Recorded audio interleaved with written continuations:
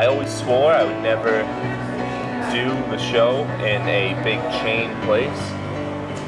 I guess since you make fun of chain restaurants and fast food so much, it kind of fits for this episode. It almost works perfectly. What made you want to do stand-up comedy? What?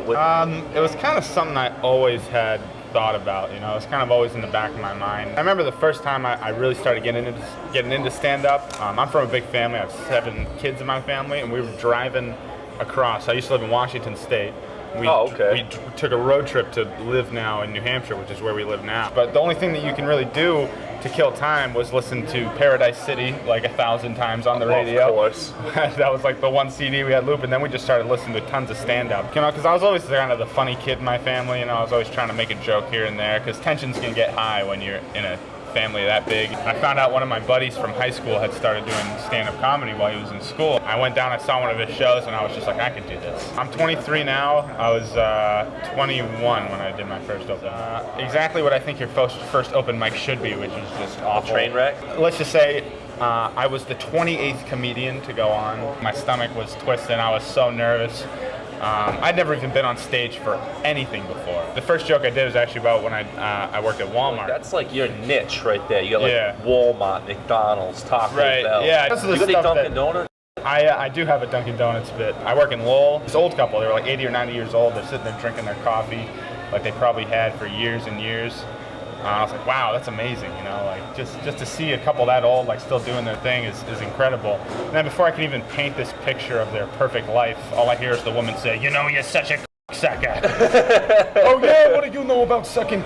For Lowell, Mass, like that is a couple involved. Right, like that's a couple that made exactly it. Right. I just kept writing, doing new stuff as much as I could, and then working on the stuff that worked, you know, just to have different options, and that's the biggest thing I learned in those first few months is that the crowd determines your set. To be able to kind of have different lines in a joke that I can tailor to, you know, if there's more old people, I can say this, or if it's a younger crowd, I can talk about this a little bit more. Comedy is like a drug, and I'm hooked, man. I have to get up. If I don't get up now, I just get weird at home, you know. I can't sit still. I gotta go do something. What do you think it is that inspired you so much about fast food? I do a lot of material on fast food. Because I eat it so much. It's some of the worst food in the world, but it's cheap, it's easy, and it tastes just amazing. So like I went to McDonald's the other day. I was just getting a little bit of lunch. I got a McChicken and some fries, and I brought it home and unwrapped it, and there was no bottom bun. Isn't the bottom bun the first step to making a sandwich? What kind of sandwich making savage is behind McDonald's? Dried McChicken. Meat on the counter. Slap the bun on top, wrap it up, I'm loving it. Obviously, people have always done jokes about fast food and McDonald's and stuff like that, but I try and take it a little bit of a different angle and use the voices to try and make it different and try and, you know. Yeah, that's another thing I noticed about your style I think is interesting, is the voices. Let me start off by saying thank you so much for realising that, and I do try and do different voices because it's something that it's not a lot of people are doing it at the moment. And also there are so many different angles that you can approach. You could say, I am going to look at this like a man from India, or I'm going to look at this like a guy from Scotland. Do you do specific imitations?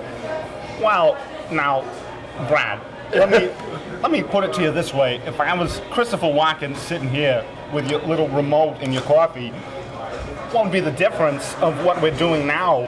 Like, what's it like for you, like from beginning to end for a joke? You think of the idea and then you just kind of write it and work on it? Yeah, I usually have an idea either while I'm laying in bed or I'm on the toilet. Now, Beverages with Drew. Hi. Drinks with Drew. That is. But to me, yeah, sometimes I'll write down like the premise is funny, you know, like I'll just get the premise of like growing up in a house of 7 kids, and like then I'll write down ideas like what is funny about that. Sometimes I've noticed is I'll write down you know one little one-liners throughout a couple of months, and then I'll go read over all my stuff and be like, oh, all these 5 different things can kind of mash together and make one joke, where I don't necessarily think of the whole thing at once. I just want to be the best that I can be at it, you know. I don't want to look back and be like, oh man, I could have worked harder.